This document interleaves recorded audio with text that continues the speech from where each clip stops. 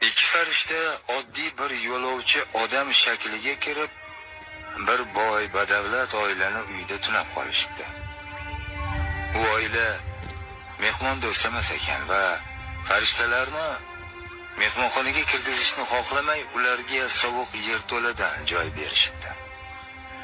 Farishtalar endi yotish uchun joy solishayotgan ekan, katta farishta devorda o'yilib tushgan joyni ko'rib, uni xuddi hech narsa bo'lmaganday qilib tuzatib qo'yibdi. "Nimaga unday qilding?" deb so'rabdi kichik farishta. Bunga katta farishta shunday javob berdi: "Hech bir narsa shunchaki emas, shunchaki ko'ringani bilan." Ertasi kuni ular tunab qolgani kambag'al, lekin mehmondo'st yigit va uning xotinini uyiga kelishibdi. Er-xotin uyida bor narsani farishtalar bilan baham ko'rishibdi va ularga o'z joylarini taklif qilishibdi.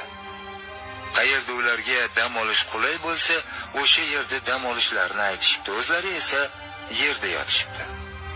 Ertalab farishtalar uyg'onib hovliga chiqishsa, er-u xotinni yig'lab o'tirganini ko'rishibdi. Ularning yakka-yagona sutini ichib bazo'r kun ko'rib yurgan sigirlari o'lib yotardi.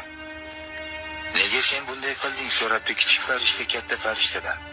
"Birinchi erkakni hamma narsasi bor edi va sen unga yordam berding, devorini tuzatding. Bu oilani esa deyarli hech narsasi yo'q edi, lekin ular sen bilan o'zlarida bor narsani baham ko'rishga tayyor edilar. Sen esa ularni yakka-yagona sigirini o'lishiga qo'yib berding. Nima uchun?" "Hech bir narsa shunchaki emas, shunchaki ko'ringani bilan" deb javob beribdi katta farishta. "Qachon biz sen bilan yerto'lada bo'lganimizda men tushundim. O'sha o'yilib tushgan devorning ortida bir xumda oltin bor edi. Uyning egasi esa xasis edi va hech kimga yaxshilik qilishni xohlamasdi. Agar o'sha oltinlarni u topganida, bundan hech kimga foyda yo'q edi. Shuning uchun ham men u devorni tuzatib qo'ydim.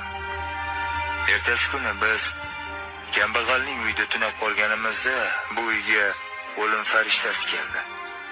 Kambag'alni xotinini olib ketgan. Men unga sigirni berdim."